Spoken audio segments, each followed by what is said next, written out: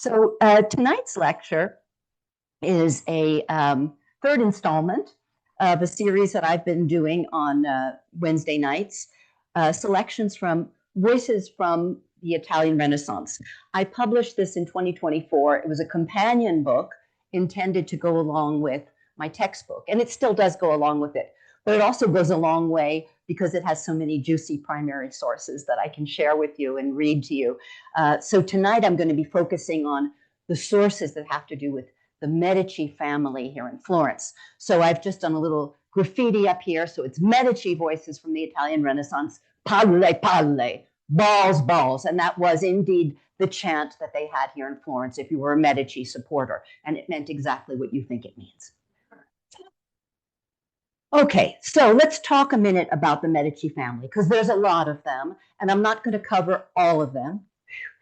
Let me just say that starting from the left, we've got Cosimo il Vecchio, Cosimo the Elder, who was a very important banker here in Florence. He was the prior of the Bankers Guild. He was the son of Giovanni de' Bici de' Medici, who sort of put the family on the map as big movers and shakers, especially in Rome with banking. Cosimo was born in 1389 and lived to 1464. He had a very interesting and tumultuous life. He was very enthusiastic about lending money to the Florentine government. He was so enthusiastic, because he got paid back with interest too, that in 1433, he was arrested for corruption, because they said he was profiteering off of the war with Lucca. And he was arrested, thrown into prison at the top in the Alberghetto, in the top of the Palazzo Vecchio. Eventually, he was exiled. He went off to Venice to lick his wounds, didn't have to stay there very long. The next year, in 1434, he came back and punished all of his rivals. All of the anti-Medici party were exiled from Florence, and the gloves were sort of off.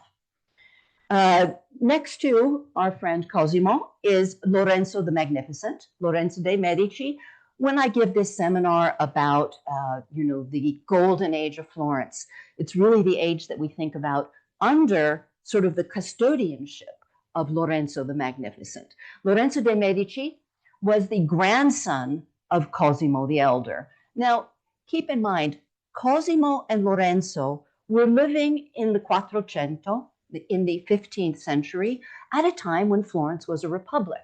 There was no duke in Florence. There was no one powerful man who ruled. The Medici started pulling strings behind the scene.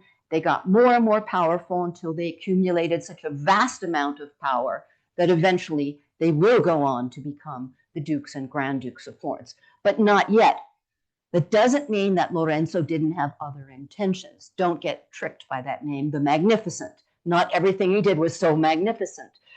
In fact, after he took control, when his father, Piero, died, he became very, very harsh in reprisals against Volterra, which is a town to the south of Florence, a hill town, excuse me, and they discovered alum, and Lorenzo got furious that they were treating the Medici agents who were in Volterra badly, and so Lorenzo hired a condottiero, and they sieged and sacked the city of Volterra. He also had to see his way through the Pazzi conspiracy, because many Florentines hated the Medici family. They were not all beloved, and they came out to assassinate him and his brother. Only his brother died in the assassination in the Duomo of Florence in 1478.